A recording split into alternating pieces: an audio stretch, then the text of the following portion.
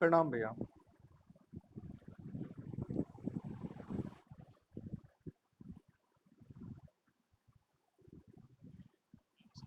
प्रणाम प्रणाम भैया प्रणाम।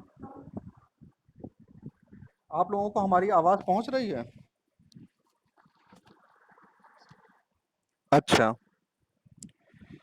आप लोगों ने क्या क्या तैयारियां करी हैं एग्जाम से रिलेटेड अब तक?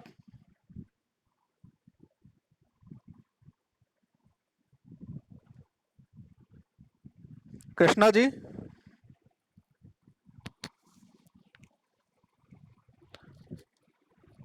अच्छा। नहीं, अभी आप लोग इस मनोदशा में ना हो जाइएगा कि प्रमोट हो जाएंगे आप लोग, है ना? तैयारी करते रहिए, तैयारी तैयारी करते रहिएगा, है ना? हाँ, नहीं, तैयारी करते रहिएगा। बाकी जो निर्णय होगा सो होगा। लेकिन जो भी मतलब आप लोगों को तैयारी दोनों तरीके की रखनी है, ऑब्जेक्टिव भी रखनी है और डिस्क्रिप्टिव भी रखनी है। तो अब जैसे कि आप लोगों को पता है कि हम लोगों ने ग्रीष्मा विकास से पहले रिसोर्स एंड इकोनॉमिक ज्योग्राफी का रिवीजन खत्म कर दिया था। ठीक है। अब हम लोग रिवीजन के क्रम में आज आते हैं ज्योग्राफी ऑफ इंडिया पे, यूनिट 4 और यूनिट 5 पे। ठीक है। तो आज उसका हम जो पहला टॉपिक है, human resources and human well being, social well being and it's indicator, इससे रिलेटेड जो मटेरियल है वो हमने यूनिवर्सिटी की वेबसाइट पे डाल दिया है। ठीक है। इससे रिलेटेड मैं रिवीजन आपको एक बार पुनः करा देता हूं, ताकि आप जो भूल गए हो वो आपको याद हो जाए और आप पढ़ने के लिए सामग्री यूनिवर्सिटी की वेबसाइट से ले लीजिएगा। देखिए, टॉपिक जो मेन टॉपिक है वो ये है, मानव संसाधन एंड या human resources and social wellbeing. Social wellbeing आप लोगों को ध्यान में रखना है। सोच रहे होंगे कि ये सोशल वेलबीइंग कौन सी बला है। ठीक है। तो सबसे पहले ह्यूमन रिसोर्सेस यानी कि मानव संसाधन, सोशल वेलबीइंग मतलब सामाजिक कुशल क्षेम, है ना? आप कुशल क्षेम पूछते हैं ना एक दूसरों की वेलबीइंग। ठीक है। एक सोशल वेलबीइंग होती है, एक मेंटल वेलबीइंग होती है। ठीक है। कि सामाजिक कुशल क्षेम कैसी है। अब देखिए, ह्यूमन रिसोर्स के रेफरेंस में हमें किस चीज को देखना है? सोशल वेलबीइंग को देखना है। यहां पे ये दोनों चीजें एक साथ जुड़ के आ रही हैं। यहाँ पे ये धोखा मत खा जाइएगा कि आपको ह्यूमन रिसोर्स पे फोकस हो जाना है। ह्यूमन रिसोर्स को आपको सामाजिक कुशल क्षेमता या सामाजिक कुशल क्षेम के अंतर्गत देखना है।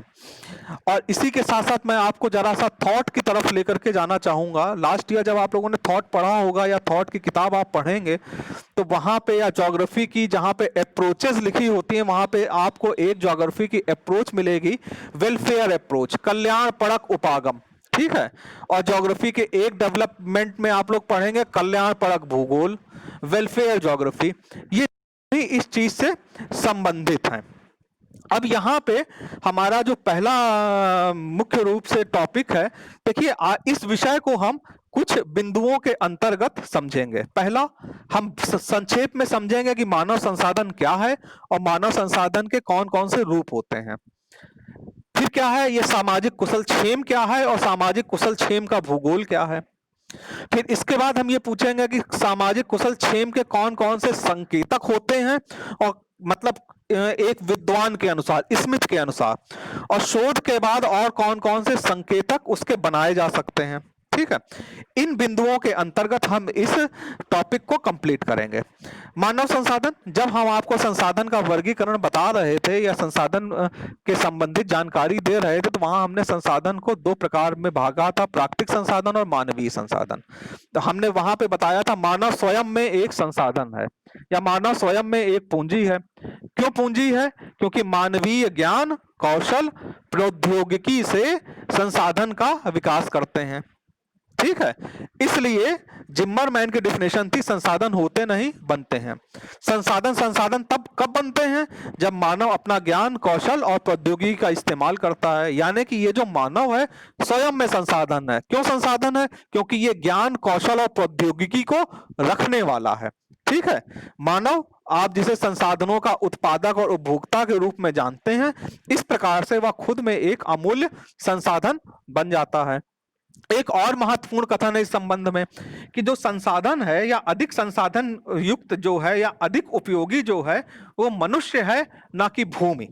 यानी कि मनुष्य ज्यादा उपयोगी है या ज्यादा संसाधन युक्त है किसकी तुलना में? भूमि की तुलना में, क्योंकि भूमि को भूमि बनाने वाला कौन है? मनुष्य है। यानी कि हम अधिक संसाधनों का निर्माण कर सकते हैं जो आज संसाधन नहीं है, निकट भविष्य में वो भी संसाधन बन सकते हैं। किसके द्वारा? मानवीय कौशल के विकास के द्वारा। तो ये जो मानव संसाधन है, इस मानव संसाधन का अध्ययन बहुत उपयोगी है। ये जो मानव संसाधन है ये कहीं पे सघन है, कहीं पे विरल है, इसमें परिवर्तन होता रहता है, कभी घटता है कभी बढ़ता है। इस मानव संसाधन का जो संगठन है, कहीं पे स्त्री अधिक है, कहीं पे पुरुष अधिक हैं, कहीं पे संसाधनों की तुलना में मानव अधिक हैं, कहीं पे कम है। ये जो मानव संसाधन तभी बन पाएगा जब इसकी समुचित शिक्षा होगी, समुचित पोषण होगा, यानी कि इसकी कार्य क्षमता में विकास होगा, इसकी स्वास्थ्य जैसी इसको सुविधाएं प्राप्त होंगी। इस प्रकार से ये जो मानव संसाधन है, इस मानव संसाधन का अध्ययन नितांत आवश्यक है। अब देखिए मानव संसाधन को इस तरीके से समझिए। आपकी जो दादी हैं, ठीक है, वो कहानी सुनाती हैं, ठीक है। आपके पिता जो हैं वो इंजीनियर हैं, आपकी माता के घर की देखभाल करती हैं, ठीक है।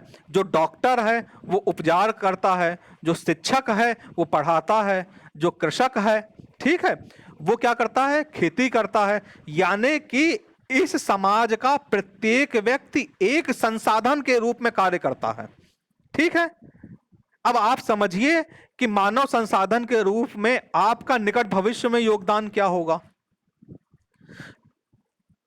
संक्षेप में इस बात को इस तरीके से समझा जाए कि ये जो मानव है, ये जो स्वयं में एक अमूल्य संसाधन है, ये गुणवत्ता युक्त और कल्याणपरक मानव जीवन जीने के का हक रखता है, ठीक है।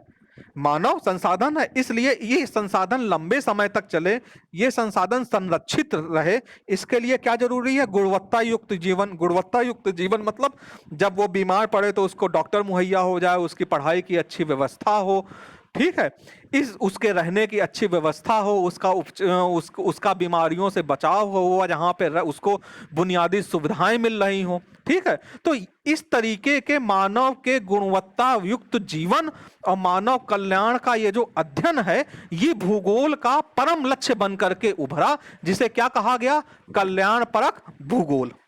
समझ रहे हैं? ये मानव संसाधन सामाजिक कुशल क्षेमता कैसे किस तरीके से जुड़ा? भाई आप कुशल रहेंगे, आपका कल्याण रहेगा, तभी तो आप समाज का कल्याण कर पाएंगे। यानी कि ये जो मानव है, जब ये मानव गुणवत्ता युक्त जीवन जिएगा तभी तो वो नई प्रौद्योगिकी को जन्म देगा और जो अपना उत्थान करेगा, समाज का उत्थान करेगा, राष्ट्र का उत्थान करेगा, ठीक है। अब इसी संदर्भ में ये जो अवधारणा जन्मी, ये अवधारणा 1970 में जन्मी। किस तरीके से जन्मी? एक डीएम स्मिथ हुए हैं और पीएच नॉक्स हुए हैं। इन्होंने एक लेख लिखा, the geography of social wellbeing in the United state, ठीक है। यूनाइटेड स्टेट में सोशल वेलबीइंग को एक्सप्लेन करने के लिए या वहां पे सामाजिक कुशल क्षेमता किस तरह की है, इसको बताने का प्रयास किया गया। इस लेख में इन्होंने बताया ये जो राष्ट्रीय सकल उत्पादन और ये जो राष्ट्रीय आय है, यानी कि आप जो नेशनल इनकम और जीडीपी ग्रॉस बताते हैं, ठीक है, वो जीवन की गुणवत्ता को मापने का आधार नहीं बन सकता। इसका हमारी गुणवत्ता से, यानी कि जो वहां के निवासी हैं, अमेरिका के निवासी हैं, उनका जीवन गुणवत्ता युक्त है या नहीं है, ये उस चीज से नहीं नापा जा सकता। क्यों नहीं नापा जा सकता? उसके लिए उन्होंने विभिन्न प्रकार के संकेतक डेवलप किए कि वहां पे जीवन गुणवत्ता युक्त है कि नहीं है। ये किससे नापा जाएगा? जो हम संकेतक बताएंगे उससे नापा जाएगा। तो नोक्स ये कह रहे हैं कि भूगोल को रिडिफाइन करते हुए नोक्स ने कहा कि भूगोल एक ऐसा विषय है जो जीवन की गुणवत्ता में सामाजिक एवं स्थानिक विभिन्नताओं की पहचान कराता है, इसमें सुधार की योजना प्रस्तुत करता है, उनका निर्देशन भी करता है। यानी कि भूगोल जो मानव से जुड़ा हुआ है, वो मानव के जीवन में गुणवत्ता, जो गुणवत्ता है वो किस प्रकार की गुणवत्ता है, यानी कि उस की सामाजिक गुणवत्ता किस तरीके की है, मानसिक गुणवत्ता किस तरीके की है, और एक स्थान की गुणवत्ता दूसरे स्थान की गुणवत्ता से किस प्रकार भिन्न है कि नहीं है, भिन्नता पाई जा रही है कि नहीं पाई जा रही है। अगर भिन्नता पाई जा रही है तो जहां पर गुणवत्ता कम है वहां पे गुणवत्ता बढ़ाने के लिए क्या क्या योजनाएं प्रस्तुत की जा सकती हैं, उसके लिए हम भूगोल क्या करता है, पॉलिसी मेकिंग का काम करता है। ये जो प्रवृत्ति है, यानी कि जो सामाजिक असमानताओं की खोज एवं समन्वय का कार्य कर रही है, ये भूगोल की कल्याणपरक प्रवृत्ति है, जिसके अंतर्गत आप निर्धनता को देख रहे हैं, बेरोजगारी को देख रहे हैं, भुखमरी को देख रहे हैं, अपराध को देख रहे हैं, सामाजिक जातीय भेदभाव को देख रहे हैं, स्वास्थ्य को देख रहे हैं, चिकित्सा को देख रहे हैं, पोषण को देख रहे हैं, आधारभूत सामाजिक सुविधाओं को देख रहे हैं, विभिन्न पहलुओं को देख रहे हैं। अब देखिए, स्मिथ ने कहा कि ये जो सामाजिक जीवन की गुणवत्ता है, ये 7 सेट बनाए इन्होंने। सेट किस तरीके के बनाए, समुच्चय। समुच्चय क्या होता है, सेट होता है, यानी कि 7 सेटों से हमें पता लगेगा, यानी कि हमारे 7 संकेतक हैं प्रमुख प्रकार के। तो जो ये जो 7 संकेतक हैं, उन 7 संकेतकों में जो पहला संकेतक है वो आय है, पूंजी है, रोजगार है। ठीक है, यानी कि आय, इनकम, पूंजी जो आप निवेश करेंगे लाभ के लिए, कैपिटल, ठीक है, वो पूंजी, और रोजगार यानी कि आपको कितनी आय प्राप्त हो रही है, आप आय का कितना हिस्सा निवेश कर रहे हैं, और निवेश करने के बाद में आप की जो रोजगार प्राप्त हो रहा है, किन दशाओं में कितने घंटे काम पे रोजगार प्राप्त हो रहा है, ये सब कुछ पहला इंडिकेटर के रूप में आ जाता है। दूसरा इंडिकेटर है कि आप जहां रह रहे हैं वहां का पर्यावरण किस तरीके का है, वहां का माहौल किस तरीके का है, आपका आवास किस तरह का है, यानी कि आपका आवास कच्चा है या पक्का है, और आपके आवास में 1 कमरे हैं कि 2 कमरे हैं कि 3 कमरे हैं, आप अपने बच्चों के साथ में सोते हैं कि अलग अलग सोते हैं, आपका पास पड़ोस कैसा है, आपका पास पड़ोस स्लम वाला है या पॉश एरिया है, या आपके पास पड़ोस में किसी भी जानवर घूमते हैं, या कहा जाए कि गाय और भैंसों का चट्टा है, या गंदगी है, या सफाई है, ये आप इसको सोचते जाइए। ठीक है, आप इस अपने शोध के हिसाब से, अपने चिंतन के हिसाब से आप इसका विस्तार कर सकते हैं। तीसरा रखा गया है शारीरिक और मानसिक स्वास्थ्य। एक होता है शारीरिक स्वास्थ्य और एक होता है मानसिक स्वास्थ्य। आप शारीरिक रूप से स्वस्थ हैं कि नहीं है, आप मानसिक रूप से स्वस्थ हैं कि नहीं है।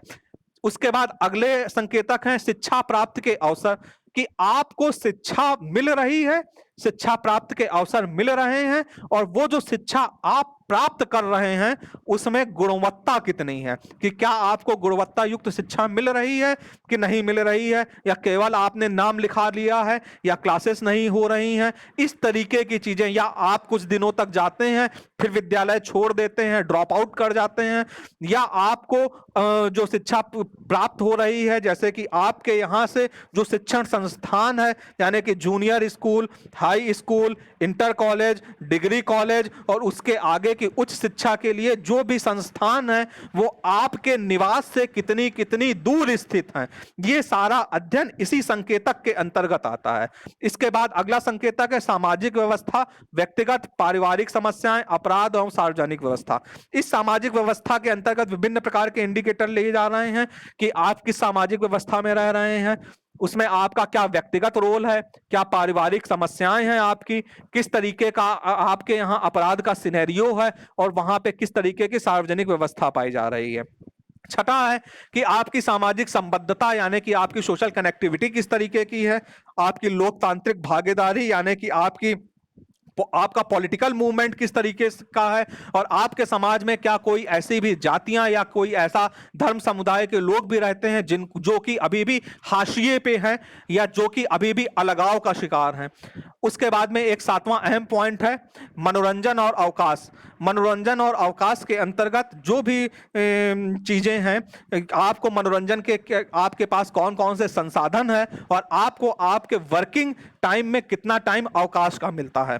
जी राय जी, अब बोलिए आप।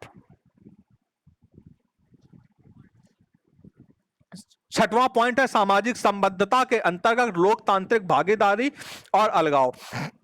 इसमें लोकतांत्रिक भागीदारी का शब्द इस्तेमाल करके आपकी राजनीतिक सशक्तिकरण की ओर उन्मुख कर रहे हैं आपको, कि यानी कि आप जिस समाज में रह रहे हैं वहां पे आप एक दूसरे से किस तरीके से जुड़े हुए हैं, आप अपने शासन और प्रशासन से राजनीतिक तौर पे किस तरीके से जुड़े हुए हैं, आप क्या वोट देते हैं, या आप जो मतदान करते हैं वो कितना निष्पक्ष होता है, आपकी लोकतांत्रिक भागीदारी क्या है, आपका पॉलिटिकल मूवमेंट क्या है, आप राजनीतिक रूप से कितने सशक्त हैं। ठीक है, आपका जो ये जो लोकतंत्र है आपको कितनी सशक्तता प्रदान कर रहा है, या आपके ऊपर कौन कौन सी सरकारें कौन कौन से आपके ऊपर प्रतिबंध लगा रही हैं, ये सब कुछ आपके इस बिंदु के अंतर्गत इसके अंतर्गत आ जाएगा। और दूसरी चीज सामाजिक संबद्धता के अंतर्गत आएगा कि ये जो समाज है ये मानवों के आपसी जुड़ाव के कारण बना हुआ है। ये जो समाज है विभिन्न प्रकार की जातियों और धर्मों में विभक्त है। तो ये सामाजिक संबद्धता इस चीज का भी अध्ययन करते हैं, क्या आपके समाज में कोई जाति या कोई धर्म ऐसा भी है जो अभी भी हाशिए पे है या अलगाव का शिकार है। अलगाव का शिकार है का मतलब है मुख्य धारा से विभक्त है, अभी भी लोग उन्हें अपने साथ बैठने में उनसे परहेज करते हैं, या उनसे बात करने में परहेज करते हैं, या उनके सामाजिक कार्यक्रमों में जाने से परहेज करते हैं, या अपने यहाँ जो उनके सामाजिक कार्यक्रम होते हैं उनको उनको बुलाने में परहेज करते हैं। ये सब कुछ आता है सामाजिक संबद्धता के अंतर्गत। ठीक है, अब इसके बाद में सामाजिक कुशल क्षेम के अंतर्गत अन्य शोध परक संकेतक, ये तो स्मिथ के अनुसार थे। स्मिथ के अलावा भी कुछ और संकेतक होते हैं जो हमारे शोध का स्मिथ ने जो संकेतक बताए उनके अलावा कुछ और भी संकेतक हैं जिनकी यहाँ पे चर्चा करना महत्वपूर्ण है। जैसे कि जननांगी संरचना किस प्रकार की है, जननांगी संरचना में जो संगठन है वो किस प्रकार का है, स्त्री पुरुष अनुपात किस तरीके का है, जन्म दर मृत्यु दर किस तरीके की है, इस तरीके की यानी कि डेमोग्राफिक और पॉपुलेशन से रिलेटेड जितनी भी चीजें हैं वो इसके अंतर्गत आएंगी। और यानी कि गुणात्मक एवं मात्रात्मक तत्व जनसंख्या संबंधी, पारिवारिक आकार एवं प्रकार, जो आपका परिवार है उसका आकार क्या है और उसका प्रकार क्या है। आकार का मतलब 4 सदस्य हैं, 5 सदस्य हैं, 6 सदस्य हैं, 4 सदस्य तक का एक क्राइटेरिया रखा जाता है। सरकार के अनुसार हम दो हमारे दो की नीति के अंतर्गत 4 को आदर्श माना गया है, और 4 के बाद एक अलग कैटेगरी शुरू हो जाती है जो विस्तृत की ओर जाती है। प्रकार मतलब संयुक्त परिवार है या एकाकी परिवार है। शिक्षा के क्या अवसर हैं, रोजगार के क्या अवसर हैं, आय क्या है और उस आय का पूंजी के रूप में निवेश कितना है, आवास कहाँ पे है और उस आवास के अनुसार आपकी स्वास्थ्य की क्या स्थिति है, मनोरंजन के क्या अवसर हैं, राजनीतिक सशक्तिकरण क्या है, नारी सशक्तिकरण क्या है। नारी सशक्तिकरण को यहाँ पे खास तौर पे बताया गया है कि यानी कि महिलाओं को शिक्षा और समाज में क्या स्थान मिला है और शिक्षा के क्या अवसर मिल रहे हैं, ये सब कुछ नारी सशक्तिकरण के अंतर्गत है। यानी कि वो किसी भी प्रकार की घरेलू हिंसा आदि का शिकार तो नहीं हो रही हैं। निर्मित दृश्य भूमि, जो निर्मित दृश्य भूमि है यानी कि जो बिल्डअप एरिया है उसका क्या स्तर है, आपके यहाँ का कितना एरिया मतलब कि निर्मित हो चुका है, वहां पे डेवलपमेंट क्या है, जीवन प्रत्याशा या आपकी कितनी है। ये सब जितनी भी चीजें हैं ये अन्य संकेतकों के अंतर्गत रखे गए हैं। इस प्रकार से आपने देखा कि ये जो सामाजिक कुशल क्षेम का भूगोल है ये हमारे एक तरीके से व्यवहारिक जगत से रिलेटेड है। जब हम जीवन में गुणवत्ता का अध्ययन करते हैं या हम अपने ग्रामीण नगरीय पर्यावरण में जीवन की गुणवत्ता का अध्ययन करते हैं या सामाजिक कुशल क्षेम या मानसिक कुशल क्षेम का अध्ययन करते हैं तो उसको हम इसी कल्याणपरक भूगोल के अंतर्गत रखते हैं। तो उसके लिए हम इन्हीं पैरामीटर्स, हम इन्हीं इंडिकेटर्स का इस्तेमाल करते हैं। हम इन्हीं के अंतर्गत ये तय करने की कोशिश करते हैं कि जो हमारा ग्रामीण या नगरीय जीवन गुणवत्ता युक्त है कि नहीं है, वहाँ सामाजिक कुशल क्षेम का स्तर क्या है, वहाँ कल्याण का स्तर क्या है। यही हमारे यहाँ मानव संसाधन और सामाजिक कुशल क्षेम का एक विवेचना थे। ठीक है, अब आपको कहीं पे कुछ एक बार पूछना हो तो आप पूछ सकते हैं। विनीता शर्मा। सीबी। हाँ, कहीं पे कोई डाउट हो तो पूछ लीजिए। वैसे तो ये आप लोग डाउनलोड कर सकते हैं यूनिवर्सिटी वेबसाइट से। मैं भी थोड़ी देर में भेज दूंगा इसको। कृष्णा जी,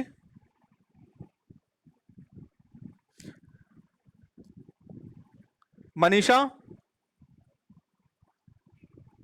नीतीश, रामानुज, रोशन कुमार, स्वीटी कुमारी।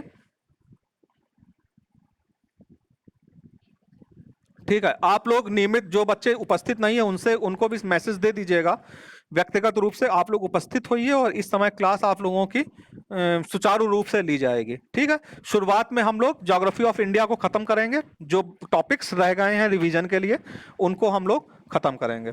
ठीक है, अभी आप लोग खुद से डाउनलोड कर लीजिए यूनिवर्सिटी वेबसाइट पे जाकर के PG2 में, और मैं भी अभी थोड़ी देर बाद डाउनलोड करके आपको ग्रुप पे शेयर कर दूंगा। लेकिन आप लोग एक बार यूनिवर्सिटी वेबसाइट विजिट करके ढूंढना जरूर सीख लीजिए। ठीक है, ठीक किसी। हाँ जी, क्या क्या हो जाता है? लिंक भूल गए, हम लिंक को शेयर कर देंगे फिर से।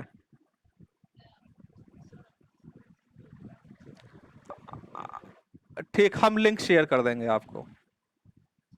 ठीक है, ठीक, रखते हैं। हम आज की क्लास को यहीं पे समाप्त करते हैं। प्रणाम, प्रणाम, प्रणाम।